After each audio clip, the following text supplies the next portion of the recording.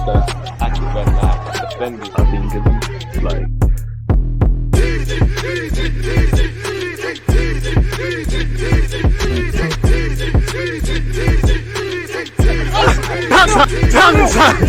People deluded, I'm back again. Come on, Ian, man. Come on. Yes, I am. People deluded. I'm back again. Good morning, good afternoon, good evening, and in some cases, good night. I hope you're doing well and safe. Do me a favor, smash the like button, comment any thoughts you have throughout the course of this video, and let's get into it now. There's news around Pepe and Saudi Arabia and just a whole bunch of other stuff, people. So let's get into it. Any news that emerges from the time of me making this video to obviously it coming out and you lot listening, you can rest assured your boy will get more videos out. But allegedly, Mikel Arteta says signings bring special things to Arsenal and there may be more to come.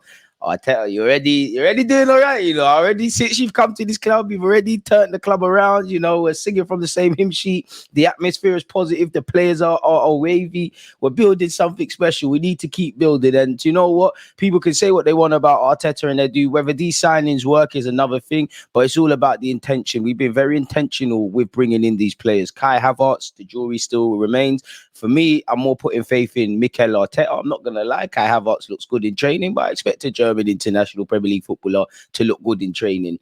Obviously, people are judging him on the 45 minutes he spent against Nuremberg. I'm not going to get on to you for that. But whether you can replace Xhaka in terms of that 8 in your own way, we have to see. Declan Rice is a curtain raiser and probably one of the, without him kicking a ball for Arsenal, I genuinely believe, forget the price tag and stuff like that. But considering where we are in the club, as much as you can forget the price tag, I think that's one of the most important signings made during the Emirates era. And I'm not saying he's better than them, and people that understand football know I'm getting at. I think when we signed Mesut Ozil, there was a somewhat shift. When you signed Alexis, the same. And I'm not saying Declan Rice is above them, but I really think it is. You know, again, very careful how I pick my words and whatnot. But in terms of trying to replace Patrick Vieira, you can never replace what that man does. Declan Rice has a long way to go before he could even clean Patrick Vieira's boots, respectfully. But that's the closest we've got really to bringing in that. I'm gassed about Declan Rice. Leadership, physicality, experience, technical level, 24. So as much as, you know, Declan Rice has, you know, got a solid foundation that saw him brought to this football club, people,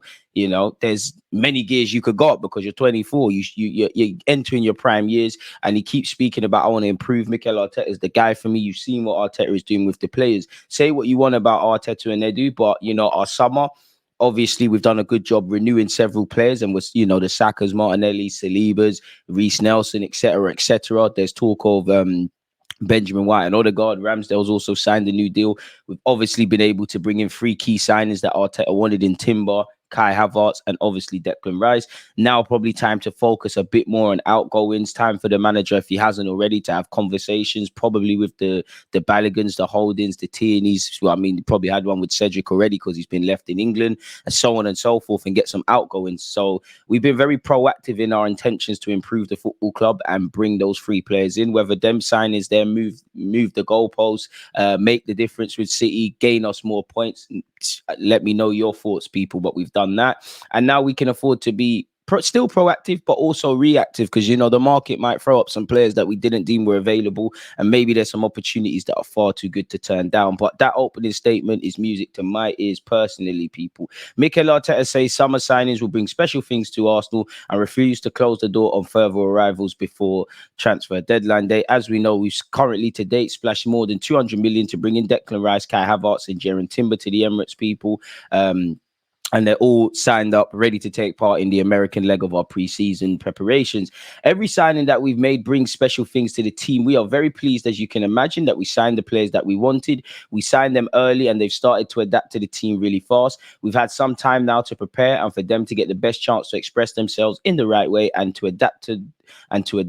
They need to experience a few days how it looks like at Arsenal. Fair play. He said, you know, on Declan Rice, I think you all know his leadership, personality, and experience he already has at 24 years of age. He's already close with some of the boys. He knew a few of the boys from the England camp as well. Obviously, Benjamin White, Saka, Ramsdale. Previously spent time at Chelsea's academy of Eddie Nketiah. Football's a small world, people, and there's a lot, you know, especially if you play for West Ham, Arsenal, Chelsea, Brentford, all the London clubs, you're all going to go to the same food spots. You're all going to, you know, take your kids to more or less the same kind of schools and all of those things. So he's probably friends with a lot more people then we know. And that said for all of them.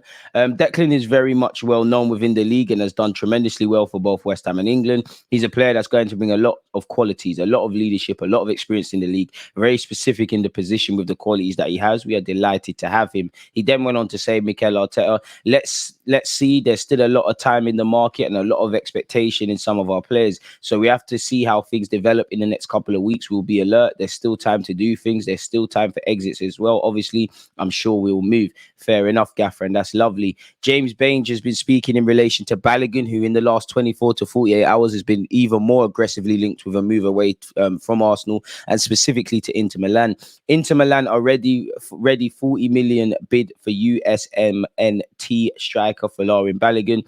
Offer likely to fall short of Arsenal's demands. Now, we're within our rights to demand top dollar for him. Hopefully, we can get 40 to 50 million pounds, keyword pounds, a decent sell-on clause, maybe even a buyback clause inserted into his contract. Inter Milan can act as broke as they want, but their wage bill is probably going to be a lot better. They've let Onana go and a couple of players have departed. They're no longer paying any part of Lukaku's wages after that loan deal. And Man United, apologies, have just signed Onana. So I don't know how much that is, 30, 40, maybe even 50 million quid. So you lot have money.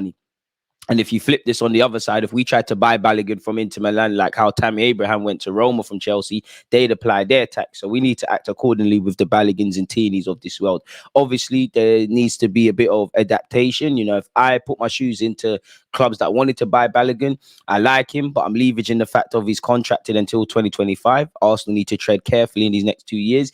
As good as Balogun has done and obviously announced himself to the world, scoring 20 plus goals for Reims last season, obviously being capped by America. He's only done it for 1 year. There's no, as much as I think he's a talented player, there's no guarantee that he's necessarily going to score them amount of goals next season. I won't be shocked if he does, and I won't be shocked if he doesn't, because he's 22 years of age. He's where he should be.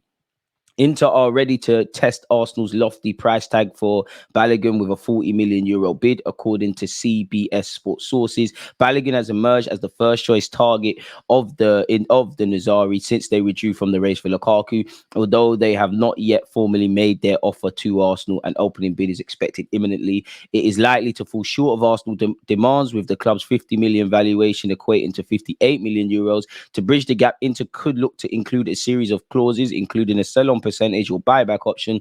The Gunners are unlikely to rush to make a decision over Balogun. Again, Arteta needs to run the rule over him in pre-season, and we take it from there.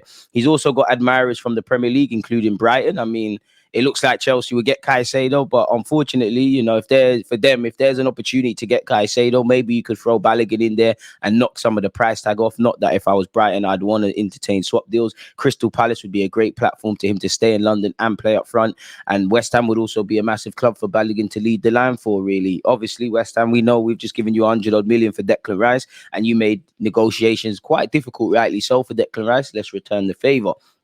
Drawing one of those sides into negotiations would help drive the price towards Arsenal's valuation. But it's once again a case of, you know, 4 teams have been listed here, you know, and he's been linked with Monaco, Leipzig, Marseille, a bunch of teams. But you can specifically see Brighton, Crystal Palace, West Ham, and Inter Milan. Whether they're actually interested is another thing. Whether that interest correlates to bids and talks with Arsenal is another thing. But there's 4 clubs. No offer's been placed at the feet of Arsenal. So why he's drawing admirers and clubs, you know, maybe have other plans, maybe they're preparing a bid. No offers have been placed. But the fact that he's been linked with 4 clubs, let's drive the price up. As we know, Balogun has made clear his desire for a regular starting role after an impressive loan last season. He's made it clear he's not going out on loan again, people. He said he definitely won't go on loan. And on Mondays, he insisted that he's focused on pre-season with Arsenal, leaving any matters to his future with his agent and family, rightly so. And obviously for Inter Milan, they've got Correa, they've got Marcus Thuram, they've got Lautaro Martinez, Lukaku and Edin Dzeko have left, so they're going to need to fill the void there. For what it's worth, allegedly, Arteta said it's great because he's done incredibly well. Now we have to think about what is best to do. We want to see him. We want to experience him in the next few games. He's played the last game against Nuremberg. He'll do so again in the next few games. Then we'll make the best decision. So again, he's got to impress in pre-season with Mikel Arteta and everything he does in training. He's got MLS All-Stars, potentially Barcelona and Manchester United to, you know, announce himself, really. And to be honest, he's someone that we could kind of claw back some money after obviously spending a lot, people. Pepe, as you know, hasn't gone on tour, and allegedly, while no club has been listed, a mid-table Saudi Arabian club expressed an initial interest in Pepe last week. However, there is currently a significant difference between the salary expectations of his suitors in the Pro League and the player himself. Now, if the Saudi clubs don't want to give Pepe the wages, there's an issue, because you've seen Henderson, whether he goes there or not, he's linked with some big boy P's over there. Pepe could definitely get his wages. What do you mean there's a wage disparity? But it's what you don't want to hear. And this is where costly signings can be expensive, because you struggle to shift him off there. As you can see there, he's got a 7.3 million salary currently a year. We need to shift that, and all options clearly are on the table: to rip up his contract, to go out on loan again, and maybe, rather than pay 100% of his wages, maybe pay 60%, pick up a loan fee and keep it moving. In an ideal world, he's sold for somewhat of a fee. He sold for a fee, and then obviously his wages are gone, but we'll have to see.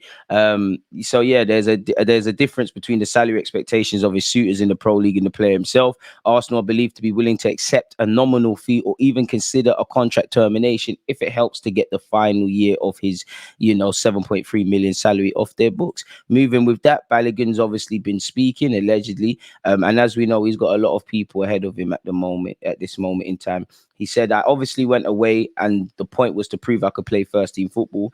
I feel I was able to do that and show people I can play at that level. I think with me coming back, it's not really much of a situation where I think I need to try extra hard to prove something. I think it's a decision that's not really with me. Whatever happens, I'm cool with. Now, what he genuinely thinks and what he said to the media are two different things, but I think that's a very mature response. Maybe not necessarily one fans will be happy with. Hit the like button. Balogun has also spoken about the best month of his life, allegedly, in relation to obviously winning the Nations League with America. I was so proud, and even thinking about it now, I'm overwhelmed with emotion. It was such a fantastic time for me, probably the best month of my life and my career. Hopefully there's many more of such to come for you in your life, not just from football. The experience in general was just amazing. As soon as I heard that our preseason tours in America, I was so happy and excited to be coming back here. I've been back with the national team too, so I've been here a lot recently. The vibe's always good. The people are always lovely. And I'm just looking forward to the game. I've got some family who live in Washington, actually, so they will come to the game. I'm sure people get onto me for tickets. I'm really looking forward to the occasion. It's my first MLS All-Star game, so I don't know what to expect. I'm sure there'll be a great crowd, though, and the opposition great, too. So I'm looking forward to it. Hopefully him, Austin Trusty, and depending on when Matt Turner joins up with the boys for America, they can play some part in their homeland, people.